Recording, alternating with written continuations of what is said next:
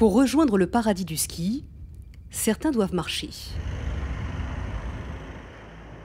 Comme chaque matin, Séverine et Franck quittent Brides-les-Bains, 600 mètres d'altitude, l'une des stations les moins chères de France. À la place de la neige, il y a du bitume. 10 minutes de marche en chaussures de ski pour rejoindre le télécabine. Ça monte là? Ça monte effectivement, c'est l'échauffement pour la journée de ski. Mais bon. C'est le petit inconvénient d'être voilà. en bas à Brides? C'est le petit inconvénient de l'arrivée au télécabine à Brides. Car cet inconvénient est compensé par les prix. Le logement ici, à Brides, coûte 30 à 50% moins cher que dans les autres stations.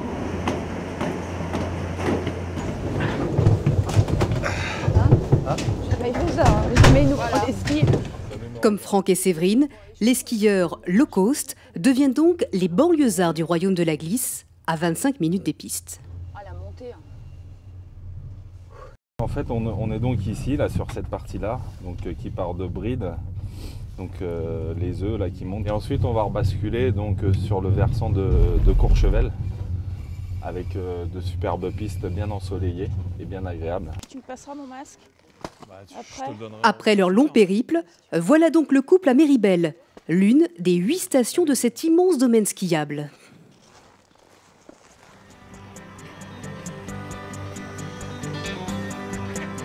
Peu de monde avant le début des vacances.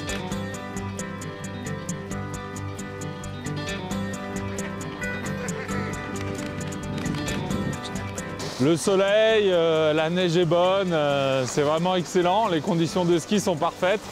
Paysage féerique. C'est une journée au top. Pendant les congés, à partir de ce week-end, des milliers de skieurs viennent eux aussi en profiter. Nous vous emmenons dans les coulisses de cette préparation, en pleine période d'affluence.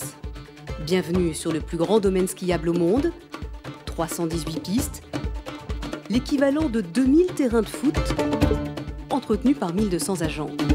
Est-ce que je peux vous aider? 2000 moniteurs de ski. Je sais pas si vous avez dans la tête l'image des crash tests. 4 200 000 forfaits vendus chaque saison. Un domaine immense et comme dans une grande ville, il y a les quartiers chics. Nous avons l'appartement privé qui lui oscille entre 25 000 et 35 000 euros. Et les logements moins chers. Il y a la plaque, le frigidaire, la vaisselle. Alors ça coûte 49 € par nuit. Avec ceux qui dansent en chaussures de ski à 2100 mètres d'altitude. Et ceux qui préfèrent s'isoler encore plus haut dans de petits refuges perdus dans la poudreuse. Reportage au royaume du ski. Là, je vais me suivre là, jusqu'au col de la... Il a neigé toute la nuit à Courchevel. Je vais me suivre là, jusqu'au col de la... Cela va retarder l'ouverture des pistes. Le directeur du domaine doit faire vite. Là, je vais me suivre. Alors hier après-midi, on a reçu les prévisions de météo pour aujourd'hui, qui nous annonçaient 20 cm de neige. À partir de ce moment-là, on décide de retarder un petit peu l'ouverture le lendemain du domaine skiable pour préparer ce qu'on appelle un PIDA. Donc c'est un plan d'intervention de déclenchement d'avalanche qui permet de sécuriser le domaine skiable par rapport au ski des clients. 300 personnes sont déjà en train de préparer les pistes. Là on voit une chenillette qui est en train de faire des finitions de damage sur le front de neige, tasser le manteau neigeux. On voit le tableau le plan des pistes avec les voyants rouges actuellement. C'est parce que le domaine est fermé. Et progressivement dans la matinée, on va ouvrir le domaine, donc ça va se transformer en vert. Et vers 10h30, 11h, ça sera tout vert et ouvert partout. Voilà.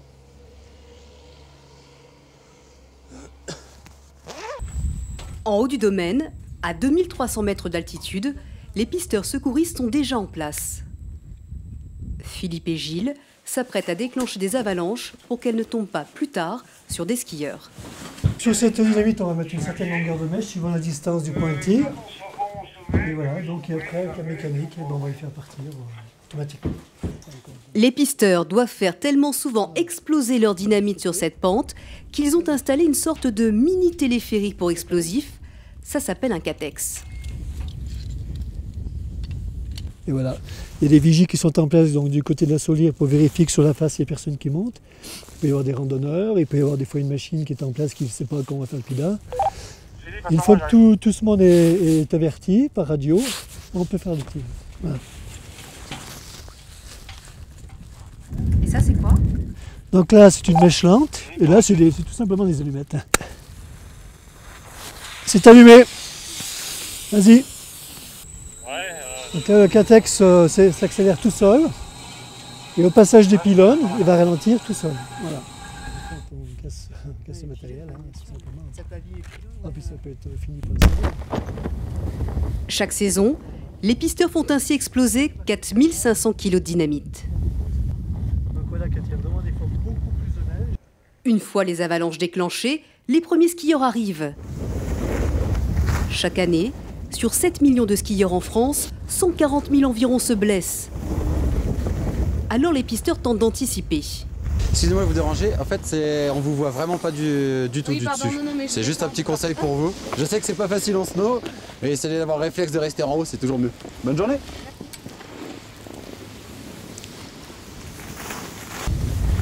Pour accueillir les vacanciers, c'est tout un dispositif de prévention qui se met en place.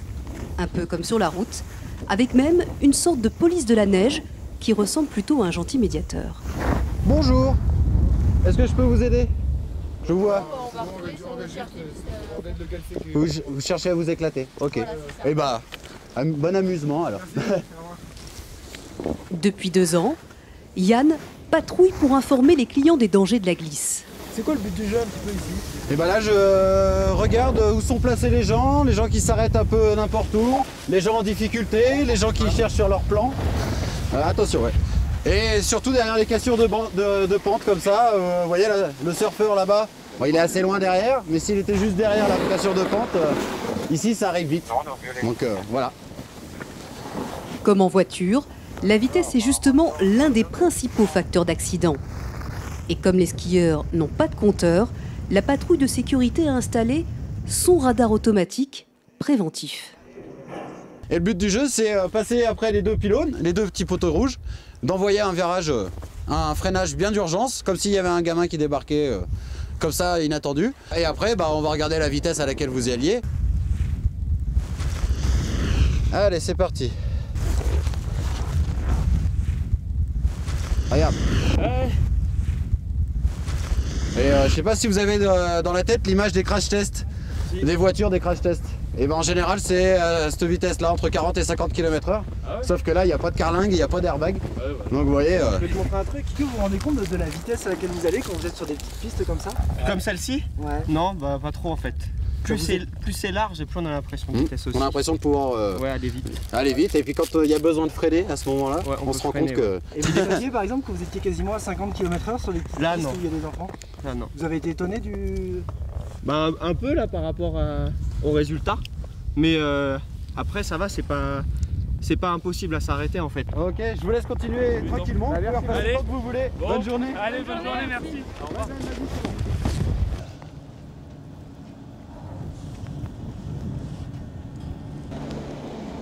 Après leur matinée de ski, Franck et Séverine, eux, à l'autre bout du domaine, se dirigent vers le nouveau restaurant d'altitude de Méribel.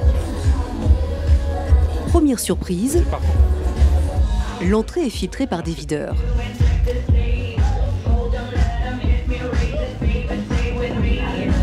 Je sais pas où on doit aller.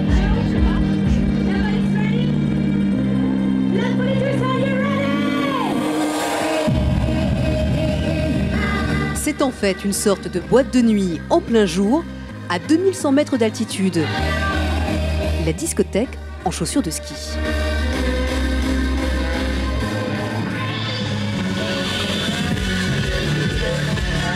Il est 15h30, il fait -2 degrés.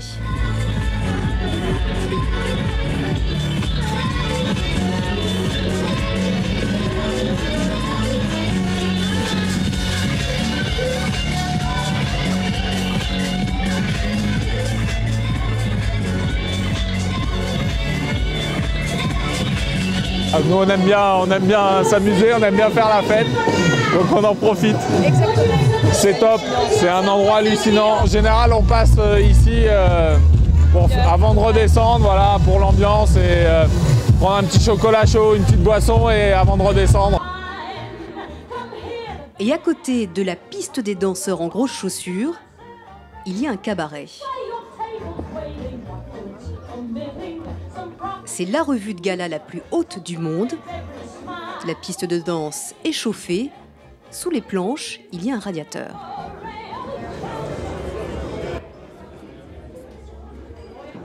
L'établissement accueille jusqu'à 2000 clients par jour. À l'intérieur, un self de luxe, un bar et un restaurant.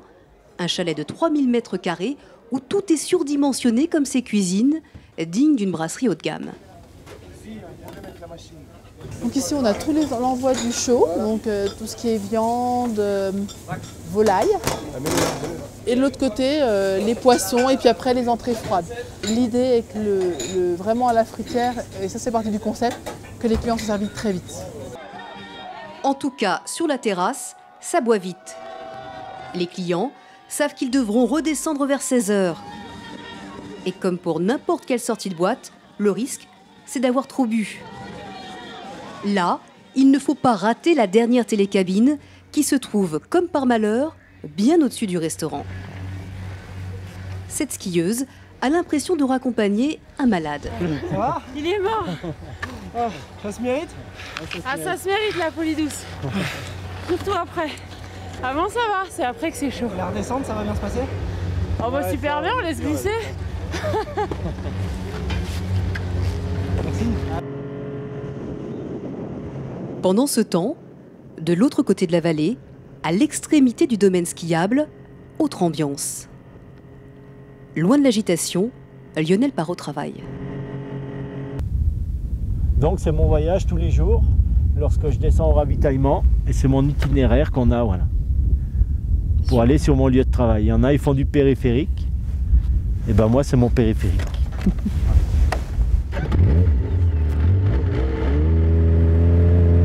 7 km de piste avant d'atteindre le refuge, dont il est le gardien depuis 7 ans.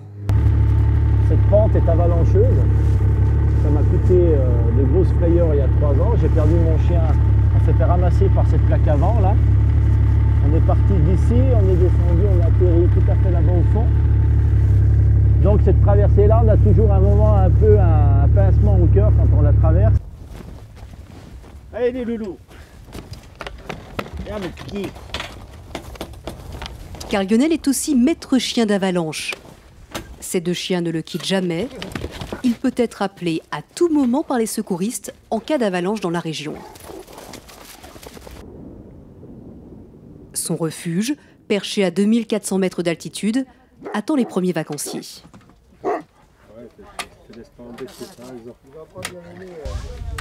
Et les voilà. Presque trop tôt. Quelques skieurs hors piste se présentent alors que rien n'est prêt.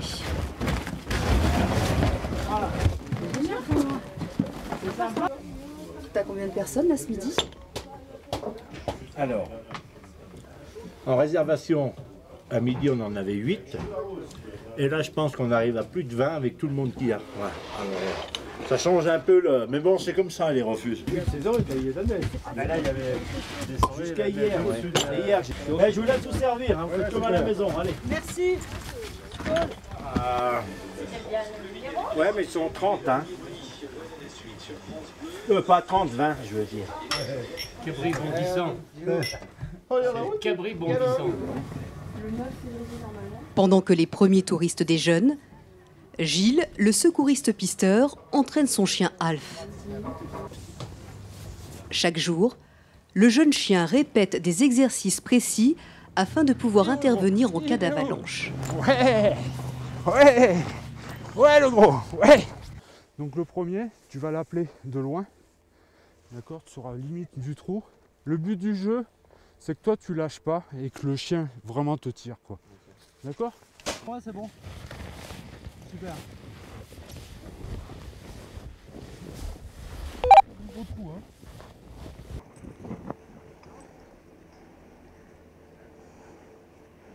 hein. Allez, tu me le sors. Allez, tu me le sors. Tire un peu là. Voilà. Allez, sors Ben. Allez, c'est bon ça le gros. Allez, allez. Allez Alf, tu me le sors. Ça c'est bon gros. Chut. Assis.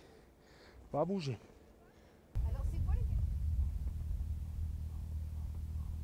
Au refuge, Lionel continue à servir des repas. Allez, hop là. 15 € le repas, 12 € le couchage. On vient assez souvent ici. On aime bien, de temps en temps, pour sortir un peu de la cohue, tout ça. On a toujours nos pots de phoque dans notre sac. Ah vous êtes combien? Parce qu'on adore faire du ski hors piste et là. Quand on a un peu trop de monde dans les 3 vallées, on aime bien ça sortir. On a choisi la mention d'entrée aussi. C'est d'ailleurs ici que nous allons passer la nuit. Mais avant, Lionel nous emmène encore plus haut, dans l'autre refuge, encore plus isolé, dont il a la charge. C'est juste un dortoir. Les clients se présentent sans avoir besoin de réserver. Bonjour. Ça va et vous? Bonjour. Ça va? Vous dormez là ce soir? Oui, c'est ça. Vous descendez au grand plan après? Oui. On fait l'aller-retour et puis après je redescends au grand plan. D'accord. Ouais. Bon. Et je crois qu'il n'y a pas de lumière. Il y a un problème avec la lumière. Ah bon? Ouais. Il n'y a même plus d'électricité, en panne.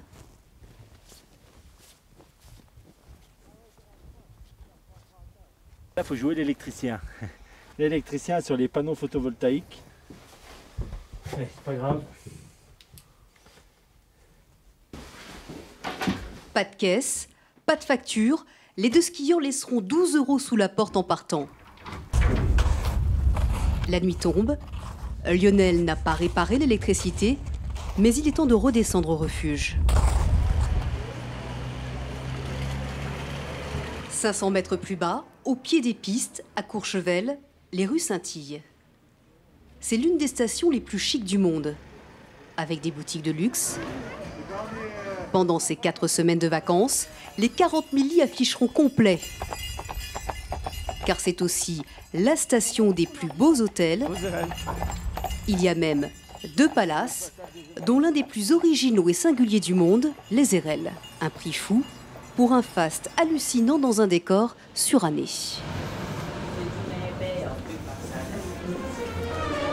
Donc nous voilà à l'intérieur de ce château, de ce conte de fées, où vous respirez cet esprit austro-hongrois du 19e siècle.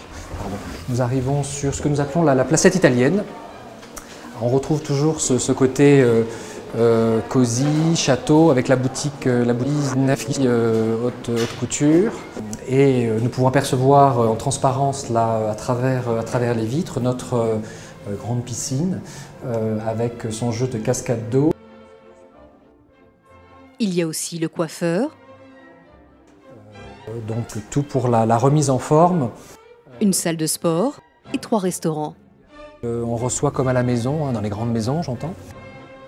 Mais plus rare, une salle de jeu pour enfants avec un château fort. Ou encore cette grotte où l'on fabrique de la glace artificielle, comme s'il n'y en avait pas à l'extérieur.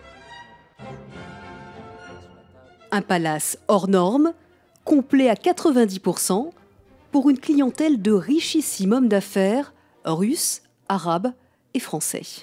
Les chambres, nous avons, on va dire, une amplitude tarifaire entre 1 000 et 5 000 euros.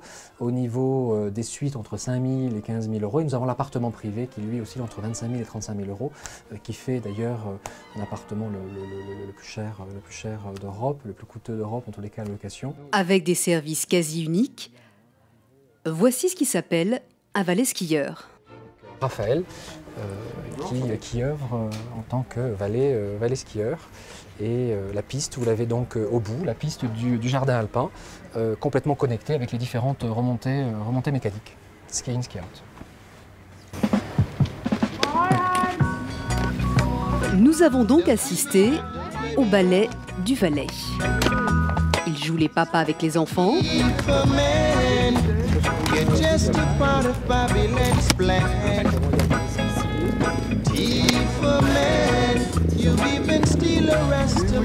Et les anges gardiens avec les riches saoudiens.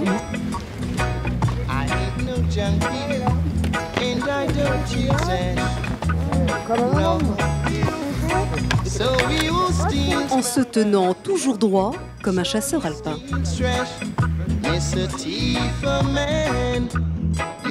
À Brides-les-Bains, l'ambiance est beaucoup moins bourgeoise. Franck et Séverine retournent passer la nuit dans leur studio, beaucoup plus modeste. Ici, ce n'est pas 1 000 € par nuit, mais 20 fois moins, 49 €. Et il n'y a pas de cuisinier. Paupiètes de veau, pommes de terre sautées. Voilà, un bon petit menu, sympa.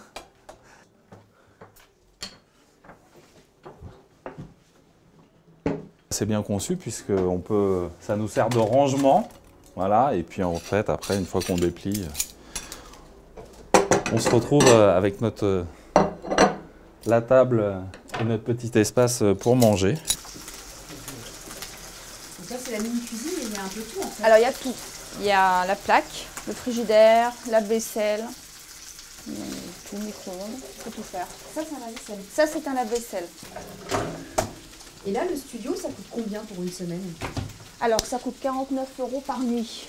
Donc, pour les calculs, 295, 300 € à peu près, pour une semaine. Donc, c'est très agréable de pouvoir passer une semaine comme ça, pas très cher. On a décidé de venir ici pour ça, pour le prix. Et du coup, vous restez combien de temps? 3 semaines. Pas mal, hein? Un bon plan côté logement.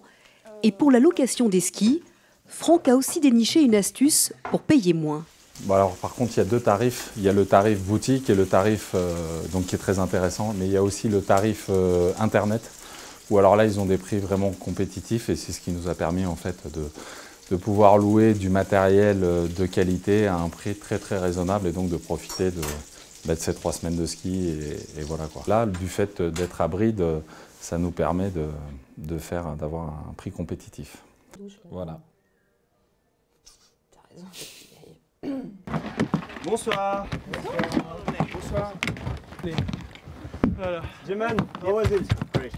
À 2400 mètres d'altitude, loin des pistes balisées, il est aussi 20h30 et les clients continuent d'arriver au refuge.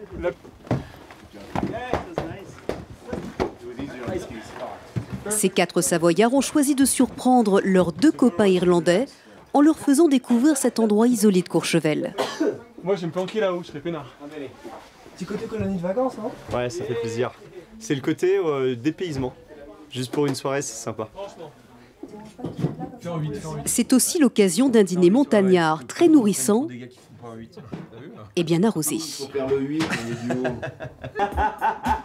Il a mis son pyjama, regarde. Ah, il pouvait seulement se foutre avec elle de mon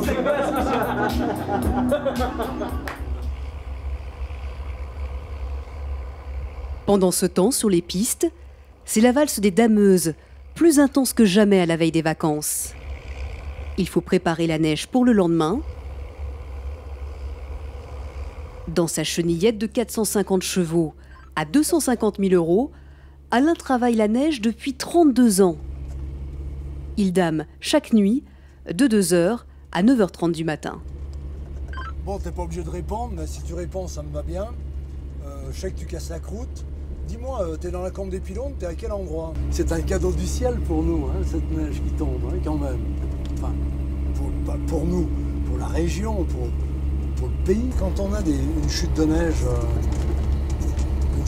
de 30 cm, on va réduire ça de moitié environ l'épaisseur. En même temps, on va enfermer le froid dessous. On fait comme un frigo où on ferme la porte, quoi. C'est un peu ça le même principe en fait. Enfermer le froid, ça n'a l'air de rien, mais l'enjeu est énorme. Eh bien, pas de problème, je tourne au sommet, je vais arriver à G4. Damer sert avant tout à conserver la neige le plus longtemps possible. C'est ce qui va permettre à la station d'accueillir des skieurs le plus tard possible dans la saison. Vous voyez, comme là, pourquoi je pousse la neige là-bas? Simplement parce que les physiques de neige au printemps, il se fera là. Tout simplement. Et après, dès la fin des vacances, mars, on essaie de tenir, d'emmener, on prépare avril en fait, les vacances de Pâques. C'est vraiment ça aussi. Pour améliorer la longévité de ces pistes, Courchevel compte encore investir 20 millions € par an.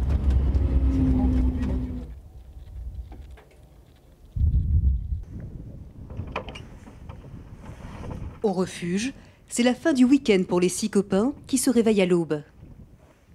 Ils vont rejoindre les pistes pour redescendre dans la vallée.